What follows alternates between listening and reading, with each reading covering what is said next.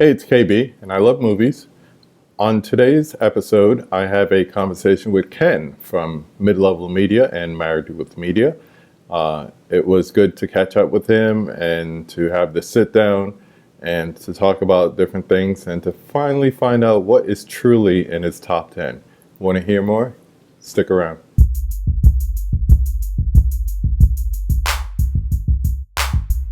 Joining me today on the conversation, I don't even have to tell you who it is, just look at him. Am I that well known? You're getting there. You're getting there. I have Ken from Mid Level Media. How's it going, man?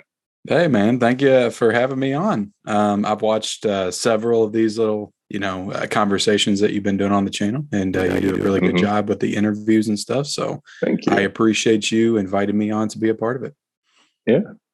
I keep saying I have certain people that either has been an inspiration for me starting the channel, or since I started doing this, people that I wanted to have conversations with. There's a few people that are on both lists. So you the man. Nice. Thank you. I appreciate that. Hard for me to believe I inspired anybody. Hey, if you look at your follow count, it's not just people looking at your videos and your unboxings and waiting for you to do an Adam Sandler impression. It's what you bring and the consistency of what you bring, which is most important. Yeah. I'm assuming you're talking about the Hillbilly Hunter. Because every time I do it now, I have noticed that I'm trying to do like a country accent, but everybody's like, "You sound like Adam Sandler." I'm like, "Yeah, it kind of does." Well, so I kind of leaned into that ever since somebody told me that. So it's kind of a cross between a hillbilly and Adam Sandler, I guess. People love the Hillbilly Hunter, especially when he goes a little crazy. Some people don't. Really? It's really kind of funny because the one episode I did where I was all Hillbilly Hunter, like in the entirety of Walmart, I got more dislikes on that video than I've ever gotten in any video on YouTube. So there are some people that are not fans of the Hillbilly Hunter. Well, I'm sure that they're the minority. We'll just put it like that. Yeah. So that's okay. I get it. Yeah. So this is more conversation like than interview. So we'll just go back and forth, but I'll shoot you with some questions just to get the conversation going. So I always like to start with a non-movie question. And this is probably going to be the most important question I ask you during this conversation. How's Tucker doing? He's doing good. He's in his bin right now. Like I said, I just took him out before I started this stream, but he's coming along nice. Nice. He's having we're having some issues, with a lot of accidents in the house, and but we're working through it. It. So he's getting better, getting bigger. I think he's already doubled his weight since we got him a few weeks ago. But yeah, big boy. Yeah, he's definitely going to be bigger. The last dog we had was a Shih Tzu, and she only got to like 11 pounds, and this one's supposed to get to 45, 50. So yeah, once they take bigger dumps than you, I don't want them around. Pretty much. All right, let's switch it up to movies. Tell the story of how you got the YouTube channel started. What was the inspiration? What got you going? How was it in the early days for the people who weren't there? Yeah, so I really haven't been doing this it honestly doesn't feel like I've been doing it for too long, at least at the level I've been doing it. So I had a lot of like soft starts, I guess is what you would say, is where I put out a couple of videos and then I would stop for like a month and then I would do a couple. Because when you first get into it, you're just not really, you're trying to gauge your comfort level. But I'd say I got really started and being consistent towards the end of 2019 into 2020. And then the consistency kind of picked up through the pandemic and everything like that. So I'd say I got started in 2019, but I had been following, some physical media accounts and stuff probably since 2017. So I actually started on Instagram. And I had an account called Mid-Level Movie Reviews. And that was the first account that I ever started. And I don't even really use that account anymore. But I used to just, go see a movie in theaters or watch it on Netflix or whatever. And I would just give my thoughts on it in short form and, post it up on Instagram. And that was kind of, I felt the need. My passion for movies was coming back. I'd kind of lost it for a few years. And I was watching a lot of new films and a lot of older films and just getting back into movies. And I wanted an outlet for getting my thoughts out there. So then I started, getting into the community on Instagram and discovering that, hey, there's other people out there doing the same thing as me. And then that kind of, folded into collecting and physical media. And I've always been a collector of movies and stuff, but I always say that, growing up in the 90s and the 2000s, we never really like called it collecting. Like, it was just what you did. Like, if you wanted a movie, you just went to Walmart, bought it on DVD. That's what everybody did. You had VHSs and DVDs. So I wouldn't consider myself like a collector. I just own DVDs. Like, if I wanted a movie, I'd go to Walmart, buy it. So I wasn't like super into like special editions and steel books. And I didn't even know what the hell a boutique label was. I didn't know Arrow Video or Scream Factory or any of that before like 2016, 2017. Yeah. So when I started to get into the community and the movie fans and the physical media fans, and started seeing all these cool editions and all this artwork and stuff for Scream Factory of movies that I remembered watching as I was a kid, like horror movies, like Silent Night, Deadly Night. I remember that was the first Scream Factory I ever watched. I was like, I remember renting that off the video store shelves when I was a kid. And I was like, damn, that's a really cool cover. And I think it was at Walmart for like $10, which was like unheard of now to find like a Scream Factory with a slipcover at Walmart. Like, you don't really find that much anymore. So I scooped that up and I just really kind of fell in love with it and just getting it, because there were special features on DVDs, but they were all usually, for the most part, like very surface level. It just seemed like they were diving a lot deeper into stuff on the Scream Factories, and that folded into Criterion and then Arrow Video. And I was like, damn, these are really cool editions, cool features, like, and just remastered in the best possible form possible. So that really just kind of fueled my love for physical media and also movies. I consider myself a movie fan first and then a collector second, always.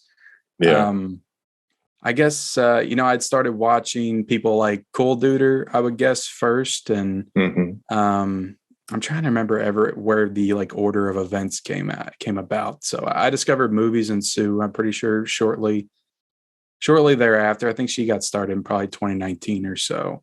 But Cold Duder, Durant Cinema. There was a guy, Film Fan 108. I'm pretty sure he still does hunts. Wet Movie One, like everybody that was doing the Blu-ray hunts. Like, that's when I first like really started getting into like YouTube and physical media content on YouTube. And I was like, man, it would be so cool if I could do something like this. And look at you now. So I watched them for probably 2 years before I worked up the nerve to just one day go into a store and just turn my phone camera on and start shooting some stuff. And I probably did it a couple of times before I even put it up on YouTube. I was like, this isn't, good enough to put up. I was like, I'm not, I don't think I can do this. I was very awkward talking in stores and things like that. And it always just felt very awkward, talking on my phone. But that's where I'd say I got started. Like, I wanted to do Blu-ray hunts like that. That was the main focus of my channel. But also, I tried a lot of things early on. Like, I tried to just do straight movie reviews. I did a lot of unboxings of new physical media titles I would get. I did the Blu-ray hunts. I just tested the waters on a lot of things. But you mentioned being a movie fan first. I mean, there's a major part of the community that are collectors first. And, you ask them, well, have you seen this or have you seen that? I got it, but I haven't watched it yet. I got it, or I haven't watched it yet. Yeah. And I'm definitely that way too. As your collection gets bigger, that becomes the issue. But something that I see happening to you frequently is a classic movie that, quote unquote, everyone has seen. And you're like, no, I haven't seen it yet. So I think a little clarification on why Mid-Level Media, it's the name of the channel, might be in order. So the brand of Mid-Level Media, when I started, like I said, I was Mid-Level Movie Reviews. Mid-Level Media, I started was a side thing. And that was supposed to be, I started a page for it, and that was supposed to be more collector focused. And then I was going to do straight movie reviews on the Mid-Level Movie Reviews page. So that came from, the average critic, the guy that hasn't seen everything, the guy that doesn't know everything about movies. I didn't grow up watching Martin Scorsese and a bunch of thrillers and stuff. I've always loved movies, but there are particular genres and films and classic movies that I've never seen because I grew up, loving comedies and horror movies. And that was my main thing. And when I was a kid, like into my teenage years, if I knew I liked a movie, I just watched that over and over again. So Yeah, I would watch all the Kevin Smith movies, Clerks and stuff like 50 to 100 times where I like same them here. like the back of my hand, and all kinds of comedies. Comedy has always been one of my favorite genres, and I don't really get to express that love for it as much anymore because there's just not that many good comedies that are made anymore, True. to be honest. So, and then it was horror, like 80s slasher movies. And I got started on horror very young with the Jason and the Freddy movies. And then that went into Halloween. And I rented out like the entire horror section, probably between the age of like 10 and 13 in my local video store. So I was very into horror movies. And, I had friends for sure that watched films like The Godfather and Scarface. And they'd be like, you need to watch this and that. But I just never had any interest in that stuff when I was a Yeah. teenager. So, going from teenager into my 20s, I got into video games for a very long time. I was very into playing games online, Call of Duty, Halo. I did not watch a lot of movies during that time. I would watch some new movies that came out, some stuff that I was interested in, but my love for movies did not really come back, I would say, until I got about, late 20s, early 30s. Yeah. I'm 36 now, so I've been heavy back into movies for like the past 7 or 8 years. And a lot of that really comes about because I just didn't have time to play games anymore. Like I've got kids, like I have my responsibilities at my jobs got, higher.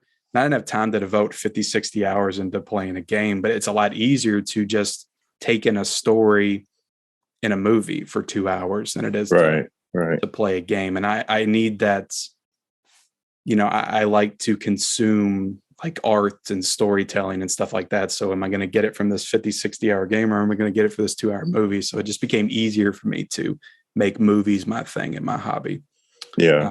I was into 2K for a while, NBA 2K. And I realized that the only time I was watching movies was when I went to see a movie, not like watching movies at home. So like for 3-4 years, same thing happened to me. Like my movie watching kind of dipped. And one day I was just, I don't know, I looked up something on YouTube, and then the suggested video was Cinema Sickness, Dave. And yeah, that was another one I got into very early. Yeah. Cool Dude or Cinema Sickness. Yeah. And he was doing an updated tour of his library. And I'm like, huh. And that just led me to Amazon. I was just looking to see what Blu-rays were cheap, like $5, whatever. And I bought a couple, and then you know what happens next. You just start to go from there. And it gets the bug addicting. got me again. It gets addicting. Like I said, I've always collected movies, but it's just like so many cool editions and all this stuff. And it's just the idea of, owning the movies, I guess, that I find the most appealing. I don't even have to love it. And, some people may find that odd. It's like, why do you have a movie in your collection that you don't even really like? Like, to me, it's about creating like my own archive, I guess. And I've been thinking about this a lot lately. I guess, long for the days of the video stores so much, just going to like different, stores with a bunch of physical media, also video store rental places, just browsing and looking, that it's almost like I'm trying to recreate that in my own house. Yeah. And it's, it can definitely become a problem if you don't manage it very well, which I feel like I don't at times. But no, you're doing a better job. At least you got some kind of alphabetical order going, and you got your different areas for your different boutiques. I mean, I will say, as someone, I'm not OCD, but as someone who likes organization when it comes to my collections, it's a major improvement from where it used to be. I'll say that much. I was a mess. I'm still a mess. I'm actually in the process of reorganizing everything right now again, trying to get like the stuff back in alphabetical order, just because I've collected so much since the last time. But you have a lot of different nicknames. Do you have a favorite nickname that people have come up with? You got the Kenny Levels. Kenny Levels is pretty good. Kenny Levels is one I could probably see just changing my actual name to at some point, which I've thought about doing several times. But yeah, I guess that one. I guess that one. You know, Yeah. Rat Man, Apex Man, Hail Rat Man. whatever. Yeah. Whatever. You have a lot of different segments on your channel. I think the one that it's can't miss for me is on Mondays with the physical media report. You get a lot of your rumors, well, all your rumors from the Disc Father. Have you ever communicated with him? Do you know if he knows about your channel, anything like that? Yeah, I don't so much anymore, but very early on when I started, using the rumors, I would always make sure to cite him and stuff like that. And I reached out to him and, let him know that, hey, I'm using some of this stuff on my show. And, I'd like for you to check it out. And he checked it. He said he watched it and he said he liked what I was doing. Cool. And all that. So I have interacted with him. I've even tried to get him on like a live stream at some point, but he just said he's too busy. You and I both. You and I both. He just said he was too busy. What did I get it? I'm pretty sure he's like in the whole Hollywood scene and going to premieres and all that kind of stuff. But, but yeah, I've interacted with him a few times before. Yeah. Another thing that you've been doing that's been pretty popular has been the monthly themes. I would say, I guess you started at the beginning of the year. But I mean, You got people watching Westerns, adding Stallone titles to their library. And most important to me, you got people watching Hitchcock. So with that in mind, how did you come up with the idea? And can we get an exclusive for September's theme? Well, you see, I actually am, I feel bad, but I had to slow down on it for a little bit. And it's I'm probably not going to jump it back, or probably not going to restart it until January, just because it's getting so busy now and there's a lot of new releases and stuff coming out that I like to make sure I watch and get to. And I'm getting ready to get into my like busy season at work, so I'm going to be having more hours and stuff like that. So and I noticed I was only watching like 6 or 7 of the themes months, and it's great because everybody else is watching and stuff like that, and I love seeing that. But if I have to feel, if I don't feel like I'm partaking in it, then I don't know. It just seems kind of pointless for me to do it. I hear you. Because I only watched 4 Criterions in Criterion month. And I just felt like I was kind of slowing down. So I do want to get back into it. But where did the idea come from? I mean, I was definitely not the first person to do, theme months and stuff like that. There's definitely been people. But I actually did it 2 or 3 years ago on my Instagram accounts. Mid-level movie reviews. I would do theme months on there, so I just kind of rebooted it from that onto the channel. I used to do it exclusively on Instagram. It caught fire. I mean, a lot of people, like I said, added to their collection just based on the theme. I'm sure there was a little uptick in Stallone titles that were being bought on Amazon and so forth. Western month was big. I really enjoyed that a lot. I definitely want to do a part 2 to it. And then Stallone month, I'd say I watched the most during those months. I think I watched like 22 Stallone movies I'd never seen before, and then I watched like, I don't know, 21 or 22 Westerns I'd never seen. That one was big because I think a lot of people who never watched a Western got into the genre, or maybe they just have explored 1 or 2 and it was very limited. But they had the movies, just never watched them, like collectors, we were saying, sitting on our shelves and whatnot.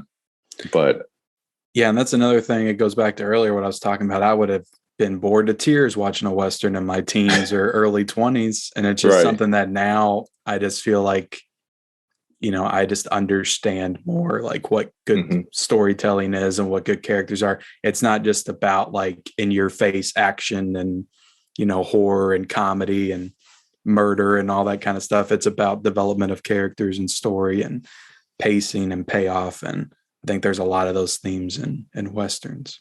Yeah, sure. You mentioned comedy and horror as 2 genres that you basically grew up watching. What's one that you would like to get more into as you get older? Between horror and comedy? No, I'm saying besides those 2, what is another genre you would like to get more into?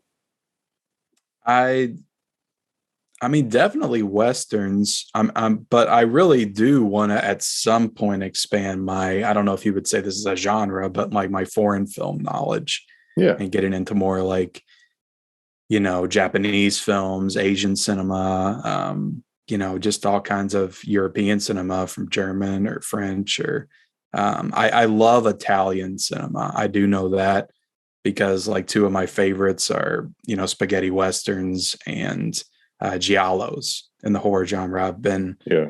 diving more into in recent years with Dario Argento and Lucio Fulci. And I definitely want to dive deeper into that kind of stuff because Hmm. I guess like the Italian filmmaker, I just gravitate towards that sensibility and that style of filmmaking. I think a lot of people mistake Giallo for Italian horror movies. If you had Yeah. to describe it, what would you say? How would you describe what a Giallo film is? Well, how it's been kind of described to me is a lot of people make the mistake of thinking that Suspiria is Giallo, and it's not. Hmm. Just because it's directed by Dario Argento, who did a lot of Giallos, but it's basically the combination of like a murder mystery detective story, like a noir, and a slasher film. And it's those two like fused together. So there's always some kind of like detecting storyline going on, mystery, who done it, whatever. And that's kind of combined with, killing and extreme gore and slasher elements. Yeah. I was trying to think the other day of if I had to explain an American film as a Giallo to somebody. And funny enough, this is coming out soon on 4K. And I thought of Brian De Palma's Dress to Kill. That would Yeah, probably which be I've a never close one. seen. Yeah. Yeah, I would. If you haven't already, I would pre-order that and Oh yeah, I'm getting look it at for sure. that I one. love Brian De Palma. I just watched Body Double for the first time this Hmm. year, and I thought that movie was amazing. Yeah, Um, I kind of have this love-hate affair with him because I mean he is a student of Hitchcock, and I'm a big Hitchcock fan. yeah. So it's like a lot of times there's homage, but then a lot of time there's just copying and making a crappy What would you version. say that Body Double is a copy of Rear Window? I would say it borrows heavy from it, but it has its own originality. Yeah, because I watched both of those for the first time this year, and I Hmm. felt both were definitely similar, but they had a lot of their own, original style Yeah, to them. kind of similar, but switching it up a little bit. If there was a certain director, since we're talking about De Palma and Hitchcock, or a certain actor or actress that you could have their complete filmography, who would it be? It would probably be Hitchcock. Yeah. I would want his entire filmography in the collection.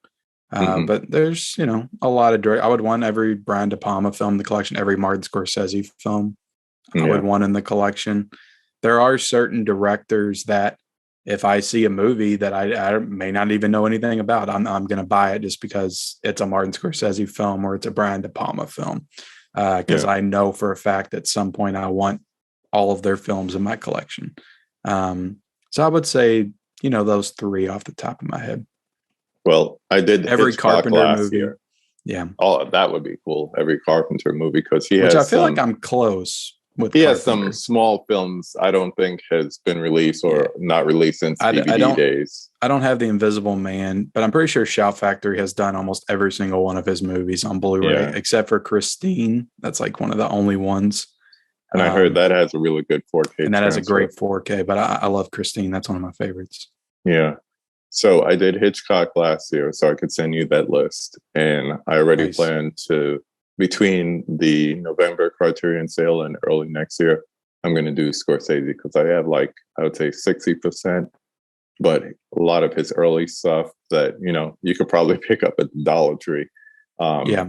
I, I'll probably finish that complete filmography and have both of them. So Yeah. that's Scorsese is good. interesting because I feel like I've dove into a really good amount of his stuff. I've seen at least probably 15 to 20 of his movies, I would say. But it still feels like I barely scratched the surface. It just feels like there's so Yeah. many more. I'd say The King of Comedy is one big Scorsese film I've yet to see. Yeah. Well, if you've seen Joker, you pretty much are seeing King of Comedy. That's what I heard. I was just thinking about this. You do a lot of live streams, and I always call it Dance Monkey Dance when people like, name me your top 5, horror films or whatever. So it's so hard to do. Yeah. So I'm gonna be that guy. I'm very into like listing and organizing and ranking and stuff like that. And it's funny because me and my wife do some of that kind of stuff on our channel, and she hates doing that kind of stuff. But I really love. After I watch a movie, I was like just thinking about it in my mind, where would I put this? And this like in my Scorsese ranking or whatever, Carpenter.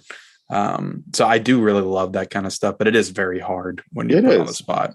My whole thing is I tell people, I'll answer your question, but ask me again tomorrow. It's going to be a different answer. Yeah. I think that's important for people to know. Some people are like, well, you just change your mind in a week, because I don't know, man. It's, I'm always changing my mind on movies. And that's why I'm not so quick to jump to getting rid of something in my collection. If I watch it and I don't like it, like I don't like David Lynch's Lost Highway. Like I really did not like that movie when I watched it. Yeah. Watch it again. Who's to say in 15 years, it won't be one of my favorite movies of all time. Exactly. I've got a lot of life left. I'd like to think so anyway, maybe. I'm probably halfway through it, but there's a lot of opportunity for a movie in my collection to become one of my favorites in 15, 20 years. So with that in mind, who are your top 5 actresses? Top 5 actresses. I don't know why. And maybe it's because they just haven't been as prominent in cinema for the history of film. It's always difficult for me to call out my top 5 actresses or favorite actress or something. And I've realized that. It's like actors, directors, easy for people to bring up. But the majority of people, it's very hard for them to come up with like top 5 actresses. Yeah. So. I always say Catherine O'Hara just because she's, been with me my entire life in movies. I grew up on Beetlejuice and Home Alone, and I always love her. And then when I was a teenager, it was Orange County. I'm a huge fan of the movie Orange County, and she's the mom in that. She's fantastic in that movie. So I always say her, and also Kathy Bates. I used to love watching Fried Green Tomatoes when I was a kid, and then you got Misery and Titanic. I think she's phenomenal in. And as I got older, The Office, like I think her part in The Office is great. So she's always been one of my favorites as well. And, there's the basic answers like Sigourney Weaver. I mean, you got Aliens and Ghostbusters. It's, so many other movies in there. And one actress I've, watched recently, I saw the movie Men last week. I do really love Jessie Buckley, I would say, as far as a recent actress. I liked her, and I'm thinking of Ending Things a lot too. So I haven't seen a lot from her, but what I've seen so far, I've really enjoyed. I don't know why I haven't been able to get that movie. I don't know. Did you see the movie Men? Oh yeah. You saw it. Yeah. I remember you commented on her. About and I said you were talking about it on your podcast. Yeah. I sent the link to Michelle to check it out. I'll have to check that because she was saying that like certain things about it, she had questions. So hopefully she was able to check that out and we answered some of those questions for her. We just mentioned your lovely wife a couple of times. Tell us, how did you convince Michelle to start your other channel, Married with Media?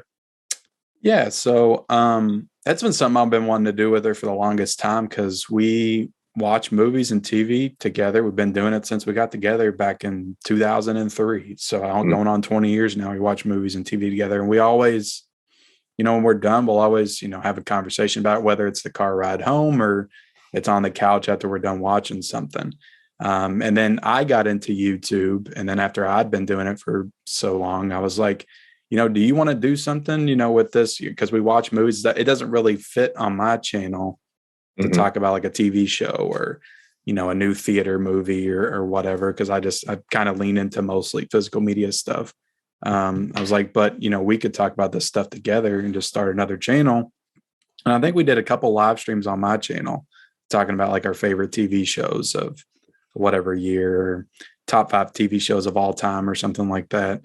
Yeah. And I was like, this is really fun. We should, do something together. So that I finally convinced her. I wanted to do a podcast at first.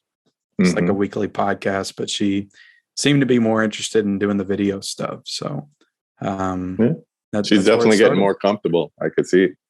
Oh yeah, for sure. It is definitely a different dynamic as far as like filming, because when I'm by myself talking about a movie, it's just me that I have to worry about conveying my thoughts. So it's different when you have somebody next to you and you're trying to, do a back and forth. I'll give you a little compliment here. You're doing better at keeping the physical media talk off of that channel. Oh, so, yeah. I always tell everybody when they come in, I was like, let's keep the physical media to a minute. My wife does not care one bit about collecting. Not a squat. She does not give two craps about it at all. She thinks I'm crazy for doing it. She's like, all this stuff's on streaming. It's like she doesn't. No, it's not. She supports me, but at the same time, she thinks I'm crazy. Yeah. So yeah. And the monthly segment where you're doing the totaling. Yeah. People like that. People like that because it's like a little low key. Like, is she gonna like browbeat you to death with spending all this money or whatever? I think the idea of that. I just thought it'd be a fun video to make, but I honestly think that now it hits close to home. I think for a lot of people because it is so real, and there's nothing about it that's staged. There's been people that said, "Oh, you guys, this feels forced or whatever." I've had comments like that, and I'm like, there's nothing staged. Like there's nothing that I tell her to say or I tell her to act. We just turn the cameras on and I go through my movies, and whatever happens. Yeah. Did this father put up a meme recently? I'm going to see if I could find it and throw it in here, where it's like the woman in bed saying, I wonder what he's thinking. And he's like, how can I hide these purchases? And I used to, worry about that kind of stuff. And I still do even more now because I know at the end of the month I have to face the music when I'm doing these type of videos. So I kind of back myself into a corner there. I'm just talking about that and just comparing like the Married with Media channel, and she made a comment once that once you're off camera, for lack of a better term, you're laid back, you're reserved. And then, I look at you on Monday on the physical media report and it's like, Ken coming at me. It's like, where does that energy come from? I mean, it's not fake because I know you're excited about what's coming out because I get excited myself, and no one will ever mistake me of being, excitable. But where do you get that energy from? Dude, I don't know. Most of the time I'm so tired on Mondays because that's my day after my work weekend. So I work Friday, Saturday, and Sunday, and I work like 13, 14-hour days. So I get all my 40 hours in those 3 days. And I'm so beat on Monday. And just the process of getting all that information together is so grueling sometimes. I'll start usually on like Saturday, just trying to clip notes and stuff together at work and, whenever I can in my spare time. But Monday morning, I wake up, I'm getting stuff ready, getting notes ready. And sometimes I come down here to film and I'm just like, I just don't know if I can do this today. I'll just be tired. But I'm like, I just got to psych myself up and I just go straight in. If I don't bring that energy, it's almost like I won't be able to get through it. Well, I tell you what, you bring it because like I said, that's probably my favorite segment. And I mean, I could tell when people are manufacturing or, perpetrating a fraud, for lack of a better term. And it's like, no, it might be like amped up, but at the same time, it's genuine. Yeah, no, everything I do on the channel, it's definitely me. Like everything's authentic and it's me, but it's just a heightened version of me. I don't go around in my everyday life shouting and screaming at people to buy Blu-rays. I am a very laid back person. I'm the person in the room that's, if people are talking, about something or having a conversation, I don't jump into people's conversations. I don't really initiate a ton of conversations. I am very introverted. That's just me and that's my personality. That's how I've been. So, but I do feel like, and this is, one of the positives of starting the channel and getting out there and meeting other collectors like yourselves and starting to have conversations on camera and stuff. We're not together in the same room, but I feel like I'm sitting right here in front of you and we're talking. It has helped me in some respects with like my public speaking and just having conversations in my everyday life. I Yeah. mean, it really has. It has made me more comfortable with things. So that's, a positive, I would say, Hmm. to this whole, like, social media and YouTube and just, getting into the and the big reason why I started a show, and I'm trying to get back into it, but the world's biggest collectors show. That was just a Yeah. way for me I felt so isolated for a long time on YouTube, Hmm. just sitting here by myself talking about stuff. Of course, you comment on people's videos and you have, back and forth on Instagram or whatever. But I was like, I need to push myself to get out there and meet other creators and really get the conversation going and moving forward. Yeah. And that's why I And started there that and the goes my dogs. roundtables and all that stuff. And Yeah. that's really helped me. And I really got to force myself into that kind of stuff because, again, I'm very introverted and I don't always feel comfortable meeting new people and things like that. So, Yeah. All right. So, final question before the 5 takes. At this point, it's almost like a running joke, but I'm going to put you on the spot here. As you're going through your videos, you always say, and this has to be one of my top 10. So, for once, for all, for definitive, what is in Ken's top 10 list? And then top 10 horror movies. So, 2 lists. It doesn't have to be damn, ranked. I got to give you my top 10. It doesn't have to be ranked. I feel like most of the time I'm going to put a running counter. I feel like most of the time I'll say top 20 or top 25 just because I want to give myself the wiggle room. So I did I'm going to watch. I did a definitive top 50 on my mid-level movie reviews page back in 2020. So if I can remember, because that was the last time I documented what my top 10 was. So I'm going to go off of that. Okay. See if I can remember everything right here. I think my number 10 was Halloween. I think my number 9 was the movie Whiplash from 2014. I love that movie. It's my favorite movie of the 2010s. I think my number 8 was The Shining. I think my number 7 was Terminator 2. I think my number 6 was The Exorcist. Beetlejuice was number 5. Jaws was number 4. Back to the Future was number 3. E.T. was number 2. And Empire Strikes Back was my number 1. So that was my top 10 for just movies overall. For horror movies, I haven't done a definitive one of those in quite some time. I don't know if I've ever done one of those, to be completely honest. But I can tell you some of the movies that would be in there. A lot of the movies that was in my top 10 would be The Exorcist, Halloween, The Shining, Psycho. Because Psycho, I think, was like my number 12 of all time. Mm-hmm. Something like that. I would definitely have The Thing in there. Probably Good one. Rosemary's Baby, The Witch. Paranormal Activity might be in there. I do love that movie. And that's all I can think about this time. I know A Nightmare on Elm Street would probably I was waiting for that as well. So look, I just gave you free content, updated top whatever list. I thought about this before. I was like, maybe I'll update my list every year because I see a lot of new movies every year. Yeah. And it would be cool to just see how those integrate into the top 50. Because I've seen probably, since I updated it last, which is 2 years ago, I've probably seen 300 new movies since then. Yeah. So James from 20th and 21st Movies, he and I were talking about that because he had like a top 25 or top 50.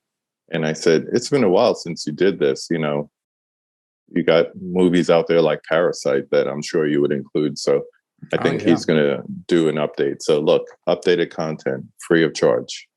I think, I don't know if I had Parasite in my top 50 because I definitely seen it when I did it. I don't remember. I do love that movie. But yeah. Yeah. You ready to do the 5 takes? Yeah, let's do it. All right. Number 1. Name the movie that made you fall in love with the movies. I mean, I guess I'd have to go back to when I was a kid, and it's probably E.T. It really is probably E.T. That's one of the earliest memories I have of watching a movie. I guess like a live action movie. I definitely have memories of watching like cartoons and stuff like that, but like a real live action movie with actors and just really noticing things like the music and the performances and storytelling, I guess, that was the first one that just made me feel the magic of movies, I guess. Yeah, I watched it last month. I finally cracked open the 4K, and it's like all the nostalgic feelings from when I was a Yeah. kid, and it's like seeing it again And for the first it's a time. movie that I truly feel like is not completely nostalgia driven. I feel like if the movie just came out, like it would still be a great movie. It would It's hold so I don't know. There's just something about it. There's so much more to it than just, silly puppet alien comes to Earth and he puts on a dress and a wig. Mm-hmm. No, there's a lot to that movie. I just think it's a perfect movie. There's magic in it. Only thing is today they probably make them CGI and spoil it for us. Yeah, for sure. This seems repetitive, but I'm going to ask you anyway. Number 2, name 5 of your favorite movies. 5 of my favorite movies. I mean, Back to the Future. I'll try to put out some ones that I didn't put in my top 10. Okay. 5 of my I'll go into comedy a little bit. I love the movie A 40-Year-Old Virgin. It's one of my favorite comedies of all time. Also Superbad, Liar Liar with Jim Carrey. I love I'm trying to think of movies that I just have you ever seen the movie Sing Street? No, 2016. I say I'm going to watch it, and then something else will, it's catch probably my attention. Whiplash and then Sing Street as far as like my 2 favorite movies of the 2010s. I love that movie so much, and it's a really deeply inspiring movie. I was going through kind of a tough time with like my work schedule and just my life, and just I guess I was having like a midlife crisis, like in my early 30s. A mid-level crisis. Yeah, kind of like that. So it was that movie, and it was also La La Land, which both came out very close proximity to each other, and they just really inspired me to just wake up and I'm not happy with my current situation. Let's do something about it. Change it. And, those movies really inspired me a lot during that time. And they both have great music. I gotta watch Street it. has the best original soundtrack. Like all the songs in that movie are original, and it just has this like 80s feel to it. It's such a great movie. People tell me it reminds them of a movie called The Commitments. Have you ever? No, I've not seen that. Yeah, you should check it out. It's really good. Same type of premise with the original music and everything. Yeah. Number 3, name besides Midsommar. Name a classic movie that everyone loves, but you can't stand. I've never been, all the way back since I was a kid, been the biggest fan of Edward Scissorhands. And everybody seems to love that movie. Mm-hmm. I don't want to say I hate it. I don't think I hate it, but it's been a running joke with me and my wife because she loves the movie. And I don't like watching it. She'll be like, "You want to watch Edward Scissorhands?" I'm like, "No, I don't." But I will say I've always just been weirded out by the movie. I just don't like it. Ever since I was a kid, when I watched it, it's just never been my thing. Number 4, let's flip it. Name a critically hated movie that you love. Critically hated movie. Can I say comedy and horror has a lot of them? Can I say Friday the 13th? Because Siskel and Ebert like very famously, roasted that movie when it came out. Yep. I mean, a lot of horror movies get, critical, like Sleepaway Camp, I'm sure is very low on the Rotten Tomatoes score. And I love that movie. I'm looking it up right now. The original Friday the 13th, believe it or not, has a 63% on Rotten Tomatoes. That's good. Well, any of the sequels, Friday the 13th, I'm sure there's one that has like a 12%. I love them all. I love every single Friday the 13th. There's not one I don't enjoy. And number 5, who would you like to see me have a conversation with on this channel? I'm trying to think of everybody you've had on here already. I've had quite a few. Yeah, you just had on Movies and Sue. I would like to see talk to Durant Cinema. You get him on here and have a conversation with him. I'm looking forward to that. That's coming up. Maybe Cinema Sickness, since he was that's a white inspiration. Whale. That's a white whale for me. I don't know. Have you had Joe on here? Have you had Joe and Marie on here? No, Joe Martinez. I would like to do that. Them together, because they're really fun together. Yeah, dynamic and really, really nice, genuine people. I love both of them. You get that from just watching their videos. It's like there's no phony about them. It's like what you see is what you get, and they seem to be very loving, accepting people. So yeah. Great. Oh, the Rad Pack group. I don't know if you've had Born to Be Rad or My Killer podcast on. Those would be cool interviews, I'm sure. Mel is on the coming up list. Cool. I'm looking forward to that too. She's a hard one to get these days. Yeah. So I'm definitely looking. Yeah. It's really cool to see, but I mean, there's just so many different channels and, people out there. And, I love seeing it. I don't feel like it was like that a couple of years ago. And I just feel like there's somebody out there everywhere now, which is really cool to see. Everybody's out there promoting physical media and talking movies. And it doesn't feel as lonely anymore. I'll say that. There's just so many people out, so many great people that I, to be honest, need to get on my channel and, have a conversation with. I'd love to at some point, but I want to thank you for coming on today. Once again, it's great to finally have the conversation. I could tell you, I watch you every day. You're a part of my family. Before I was getting on here, my daughter said, "Who are you going to have a conversation with today?" I said, "Ken from Mid-Level Media." She's like, "Oh, you mean Married with Media? That's where I watch him." So, I mean, you are a part of the family. Oh, that's awesome, man. Thank you so much. I appreciate that. Tell the people where they could find you. You can find me on YouTube, Mid-Level Media, and Instagram. I'm on Twitter too. I've been doing some more tweeting lately. I'm trying to do some more tweeting. And TikTok. I don't do a ton on TikTok. I try to do some videos every now and then, at least one a week. Letterbox at Mid-Level MR, because Letterbox cuts you off at a certain point with the amount of characters you can use. So I'm Mid-Level MR on there. And I've been pretty good about, since the beginning of 2021, logging every single one of my watches on Letterbox. So I do get everything on there that I watch, even if I don't talk about it on the channel. And yeah, those are the main places, right? And Married with Media. And Married with Media to come join me and my wife on our channel. We talk movies and TV and all that kind of stuff. Entertainment news on Wednesday nights. Yep. So yeah, and I appreciate it, man. You having me on. It's a really fun conversation. I hope I lived up to the expectations. It definitely was fun. Thanks again for joining us today. Yep. Thank you, man.